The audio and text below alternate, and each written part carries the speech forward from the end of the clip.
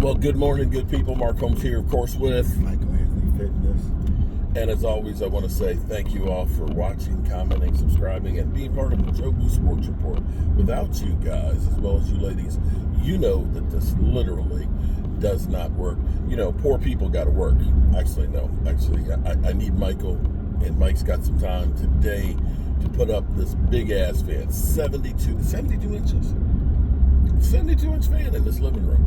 And it's like a angled ceiling, so there's no electricity in there, so I need an expert, so I got him to take care of that for me this morning, and some other light fixtures and electrical stuff we have to do for this kitchen / house renovations that we're doing. Shout out to my man Jet D, who sent me a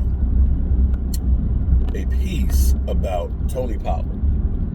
You know, the Cowboys, this is where you have to look at and say the Cowboys made a major mistake a couple of years ago. Tennessee has recognized that using Tony Pollard as an every down back is not the thing to do. Right? So they've realized that we're going to have to reduce the amount of carries he has and stop running him so much up the middle because he wears down by the end of the season. And that's exactly what happened. What's crazy is, and you know, we go through and we're always told that Dak Prescott's got all these great weapons and stuff, and they act like Tony Pollard is one of the greatest backs in football. Tony Pollard was, when he was used correctly, was a good weapon. But you guys remember when Zeke was hurt one year, and he had like 22 carries, and he was sucking wind. And he was just like, I'm not used to ever having the ball that much. And so when the Cowboys let go Zeke, you know, our problems had started well before just last season. When they let go of Zeke was the guy who was taking all the pounding in the middle and stuff, and they were allowed Tony Pollard not to get overused and was allowed to use as a receiver and used outside. When they got rid of Zeke and said, oh, well, you can just be the all-weather back, it's destroyed him. He went from like 5.5 yards a carry to literally like 4.1. The craziest thing is, if you'd went into the season and said Rico Gathers would have the same amount of yards on less carries as Tony Pollard, you would have said you were nuts. But believably, that was the case. They both had 1,071 yards, but Rico did it on less carries. Straight up. So the Cowboys were right not to pay him a boatload of money. He ended up signing the $6 million contract with Tennessee last year, and they recognized this dog can't really hunt. So this is a lesson learned that we can't just go ahead and say we got one back that can do it all. Tony Pollard was never going to be that guy. He was going to break down. Which brings us to now this situation. I don't know. Really, Javonte Williams, you know, he's been a decent back in things. He did tear his ACL in 23. How will that recovery finally be? He says he feels like it's finally really, truly there.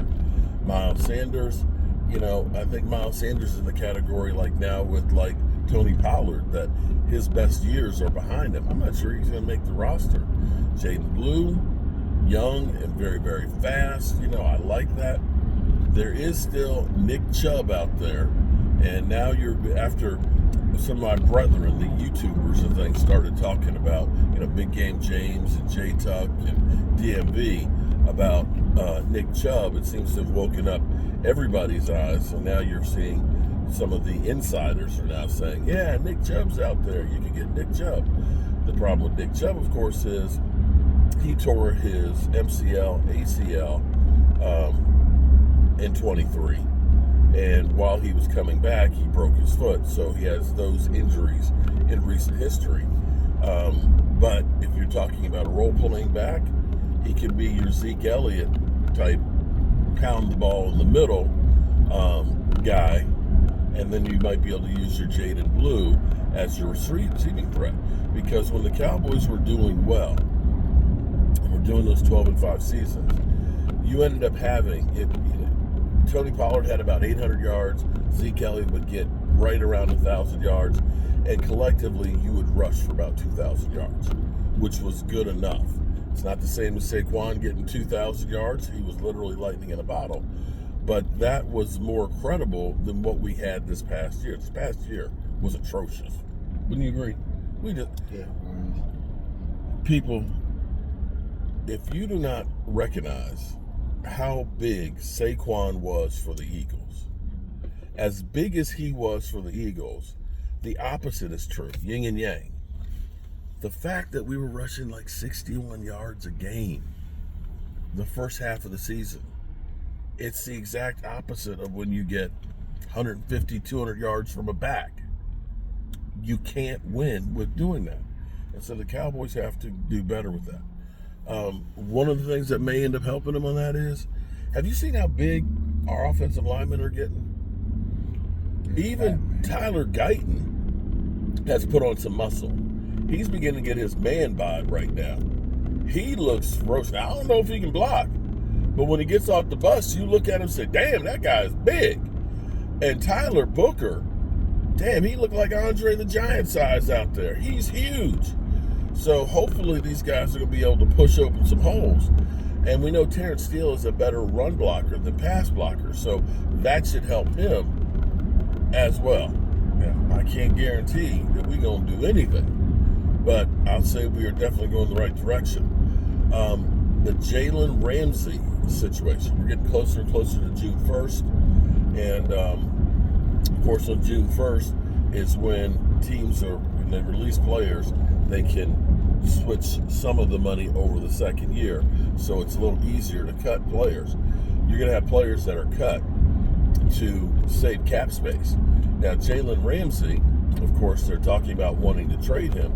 I'm almost wondering if that's a guy that might potentially get cut as a cap moving. His cap number is only $16 million this year, but it balloons to 25 next year and then 38 the year after.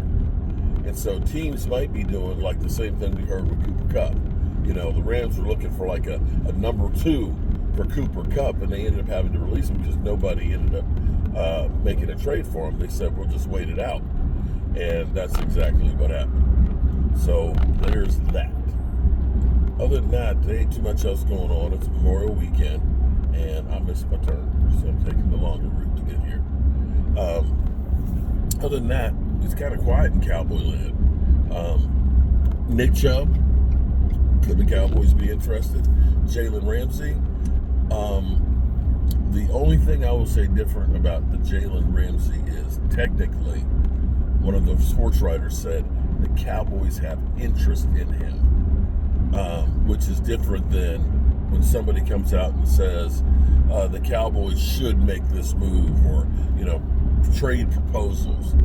If the Cowboys are actually interested, that's different because that's coming from the team, and they may be looking at the viability of it, what it will cost them, how is the player, will he fit into your system.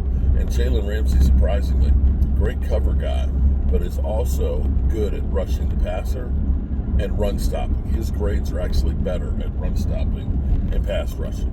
Go figure. So are the Cowboys winning you back at all? No? You're not excited? I tell you what, I listened to Brian Schottenheimer, OTA's press conference, versus Mike McCarthy. And I'm going to tell you, it's night and day different. The energy that you get from Brian Schottenheimer, the knowledge you get from him, the command, I will say, as opposed to Mike McCarthy, who's just kind of like, I don't really want to be here. That's the way it felt to me. All right, good people, I hope you all are having a great day. And as always, be safe out there on the road. Ain't nobody on here this morning for the holiday weekend. And it's only 61 degrees for Memorial Weekend. Yeah, good luck in that pool today.